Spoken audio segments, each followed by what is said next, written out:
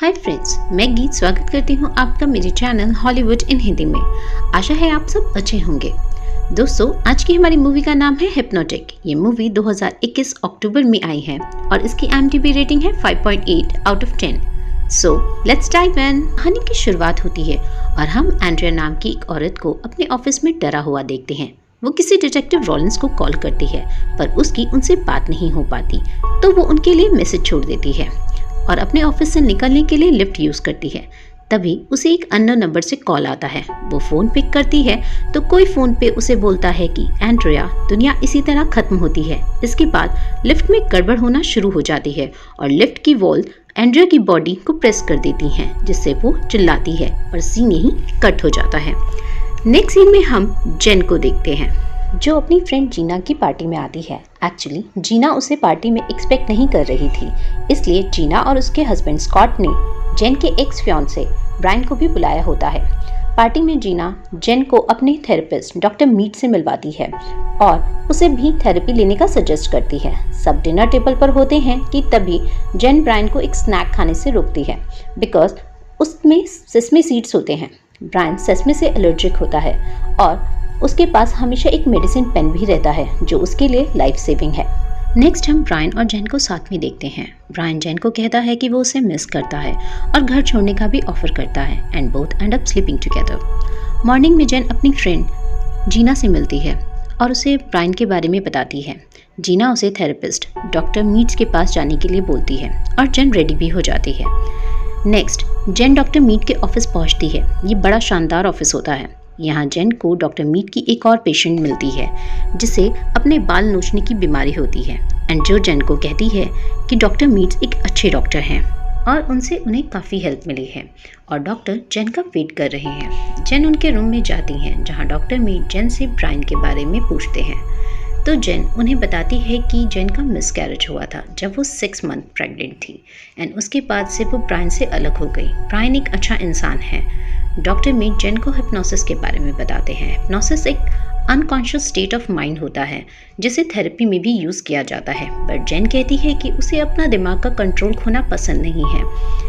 तब doctor meet कहते हैं कि हिप्नोसिस में आपका दिमाग ही सब कुछ कंट्रोल करता है और ये थेरेपी ट्रॉमा से निकलने में काफ़ी हेल्पफुल होती है।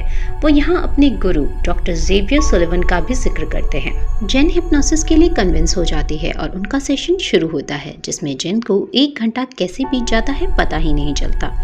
उसे सेशन के खत्म होने के बाद सेशन में क्या हुआ कुछ भी याद नहीं रहता, बट उसे काफ़ी अच्छा लगता है। अब सीन 3 महीने बाद शिफ्ट होता है और हम जेन को देखते हैं जो काफ़ी खुश नज़र आती है। उसे नया जॉब भी मिल गया होता है। तभी ब्रायन का कॉल आता है जिसे वो अवॉइड करती है। नेक्स्ट हम जेन और जीना को योगा करते देखते हैं जहाँ जीना जेन को कहती है कि डॉक्टर मीट उसे हिप्नोसिस नहीं सजेस्ट करते। उसने डॉक्टर मीट को कई बार हिप्नोसिस के लिए कहा है बिकॉज उसे स्पाइडर से बहुत डर लगता है और उसे भी अपने डर पर काबू पाना है। नेक्स्ट हम जेन को सोता देखते हैं जहां वो एक ड्रीम देखती है जिसमें वो डॉक्टर मीट के साथ होती है।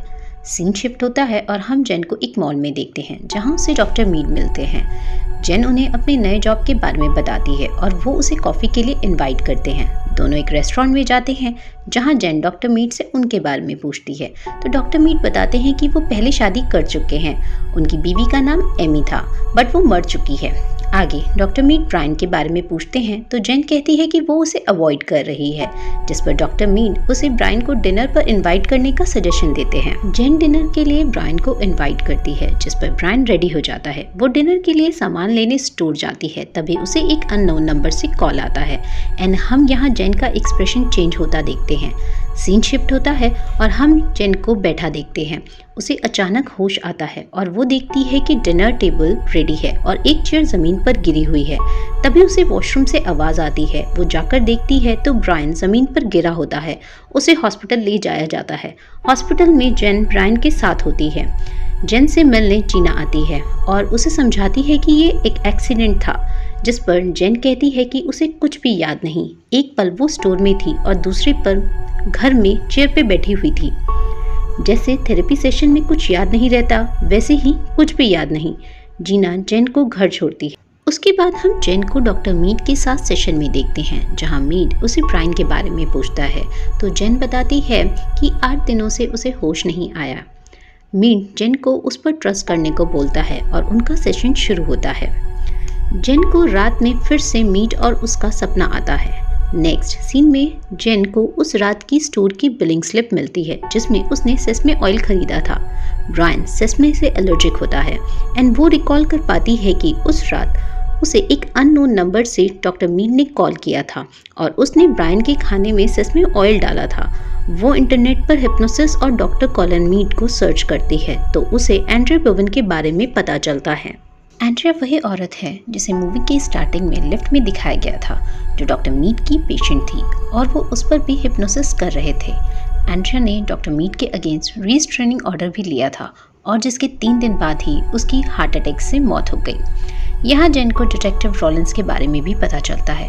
वो सारी इन्वेस्टिगेशन लेकर जीना के पास जाती है और सब बताती है। वो दोनों पुलिस स्टेशन जाकर डिटेक्टिव रॉलिंस से मिलते हैं, जहाँ डिटेक्टिव रॉलिंस उसे बताते हैं कि उन्हें इस केस में फर्दर इन्वेस्टिगेशन करने से मना कर दिया गया और वो लोग भी इन्वेस्टिगेशन के लिए हिप्नोसिस यूज करते हैं किसी क्राइम की मेमोरी को विटनेस के दिमाग से एक्सट्रैक्ट करने के लिए। वहाँ डिटेक्टिव रॉलिंस उन दोनों को एंड्रिया का लास्ट लिफ्ट वाला वीडियो भी दिखाते हैं जहाँ उसे एक अननोन नंबर से कॉल आता है, जिसके बाद वो डरी हुई लिफ्ट में चिल्ला रही होती है और डर से उसकी मौत हो जाती है। डिटेक्टिव रॉलिंस उन दोनों को अपने थेरेपिस्ट को चेंज करने की सलाह देते हैं। आगे जीना और जेन पुलिस स्टेशन से बाहर आते हैं और जीना जेन को बताती है कि रिसेंटली डॉक्टर मीड ने उसे भी हिप्नोसिस सेशन दिया है, जिसके बाद वो दोनों डिसाइड करते हैं कि वो डॉक्टर मीड से दूर ही रहेंगे। नेक्स्ट सीन में जेन डॉक्टर मीड के ऑफिस में होती है, जहां वो अपने फ़ोन का रिकॉर्डर ऑन करके उनसे मिलती है और हिप्नोसिस की डिमांड करती है। इसके बाद उसका सेशन शुरू होता है। आफ्टर सेशन वो अपनी कार में आकर अपनी रिकॉर्डिंग चेक करती है, जिसमें उसे पता चलता है कि मीड ने उसे सब सच उगलवा लिया होता है और वो अब जीना की जान के पीछे भी पड़ा है। रिकॉर्डिंग में मीड जेन को माय लव कहकर बुलाता है। जेन जीना को कॉल करती है बट जीना अपने हस्बैंड स्कॉट के साथ कार में होती है और उसे भी अननोन नंबर से कॉल आता है, जिसे जीना पिक करती है। वो डॉक्टर मीड का होता है, जो उसे कहते हैं जो जीना दुनिया इसी तरह से खत्म होती है। जिसके बाद जीना को अपने ऊपर एक बड़ा सा स्पाइडर चलते हुए दिखता है और कार का एक्सीडेंट हो जाता है और दोनों मर जाते हैं। उधर हम डिटेक्टिव रॉलिंस को देखते हैं, जो एंड्रिया का केस फिर से स्टडी करते हैं। उनके सामने 2 और औरतों का केस आता है, जिसका लिंक मीड्स और हिप्नोसिस से होता है। वो सभी औरतें एक ही तरह की दिख रही थी। डिटेक्टिव रॉलिंस मीड से मिलने उसके ऑफिस जाते हैं, जहां वो मीड का फिंगरप्रिंट लेने में सफल हो जाते हैं। उसके बाद वो जेन से मिलने उसके घर जाते हैं, जहां वो जेन को केयरफुल रहने को कहते हैं और उसे एंड्रिया और बाकी 2 औरतों की फाइल भी देते हैं। डिटेक्टिव के जाने के बाद जेन वो फाइल देख ही रही होती है कि उसके दरवाजे पर नॉक होता है। उसे लगता है कि डिटेक्टिव रॉलिंस शायद कुछ भूल गए होंगे, बट ये मीड होता है, जो ज़बरदस्ती जेन के घर में घुस जाता है और उसे रुकने को बोलता है, जिस पर जेन फ्रीज हो जाती है। यहाँ हम देख पाते हैं कि किस तरह से डॉक्टर मीड ने जेन को हिप्नोसिस के थ्रू कैद कर रखा था। उसके बाद वो जेन को कहता है कि उसने ही ब्रायन और जीना की ये हालत की और अब डिटेक्टिव कॉलिंस की बारी है।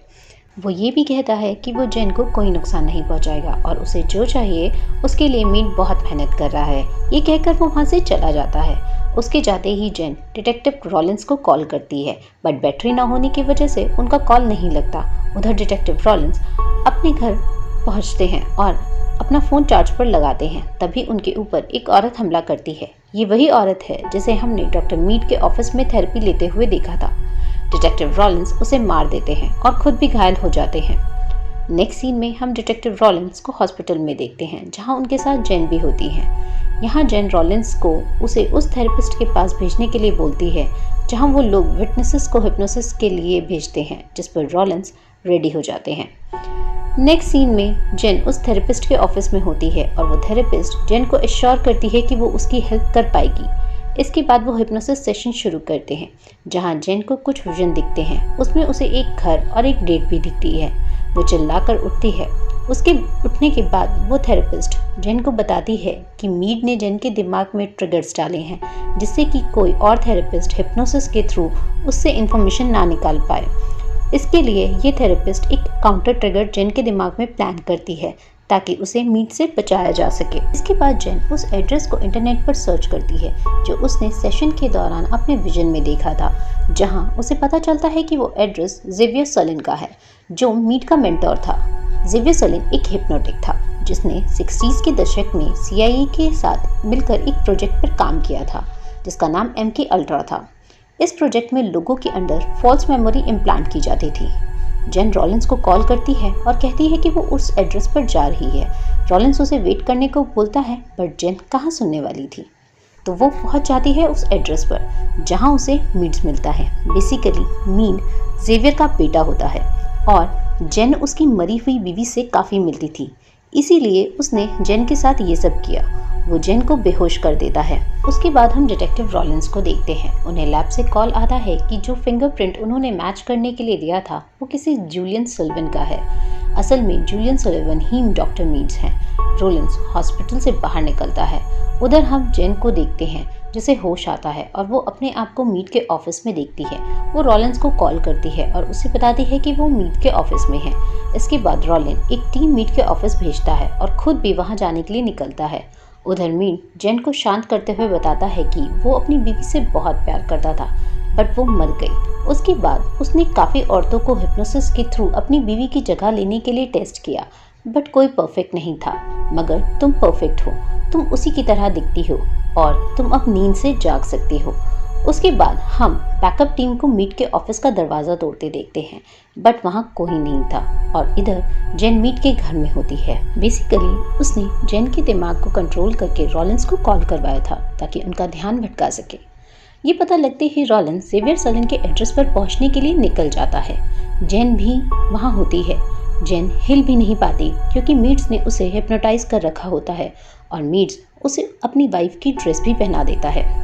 वो उसे वो ब्रेसलेट भी देता है जिस पर उसकी और उसकी मरी हुई वाइफ की एनिवर्सरी डेट 6 मार्च इनग्रेव्ड होती है। जेन को लगता है कि वो पहले भी यहाँ आ चुकी है, जिस पर मीट उसे बताता है कि वो हिप्नोसिस के थ्रू उसकी वाइफ की मेमोरीज जेन के दिमाग में डालता था। नेक्स्ट हम रॉलिंस को मीट के घर में एंटर होते देखते हैं, जिससे मीट्स जेन के हाथों को बेड पर रखवा कर वहाँ से रॉलिंस को मारने के लिए चला जाता है। उधर जेन रॉलिंस को आवाज़ लगाती है और खुद को भी वहाँ से बाहर निकालती है। इधर रॉलिंस और मीट के बीच लड़ाई होती है और जेन पिस्टल से उनकी तरफ शूट करती है और बेहोश हो जाती है। नेक्स्ट सीन में उसे होश आता है और रॉलिंस उसे बताता है कि उसका निशाना ठीक लगा और मीट्स मर गया। वो जेन का सर अपने कंधे पर रख उसे माय लव बोलता है। ये वही फ्रेज होता है जो थेरेपिस्ट ने एज अ काउंटर ट्रिगर जेन के दिमाग में डाला था कि जब भी वो ये फ्रेज सुनेगी तो रियलिटी में आ जाएगी, और होता भी ऐसा ही है। जेन देख पाती है कि मीट्स उसके साथ है और वो उसे मारकर वहाँ से रॉलिंस के पास आती है। रॉलिंस अभी भी जिंदा था। वो रॉलिंस की पिस्टल उठाकर मीट पर गोली चलाकर उसे मार डालती है। नेक्स्ट सीन में हम जेन को अपने ऑफिस में खुश देखते हैं। वो ब्रायन के पास भी जाती है और वहाँ से वो डिटेक्टिव रॉलिन के पास उनका शुक्रिया अदा करने चली जाती है। डिटेक्टिव रॉलिन उसे गिफ्ट में एक स्लीप हिप्नोसिस की CD देते हैं, जिसे देख जेन को हंसी आ जाती है and it's a happy ending. आशा है आपको मेरी एक्सप्लेनेशन पसंद आई होगी। Please like, subscribe and comment to support the channel. Thank you.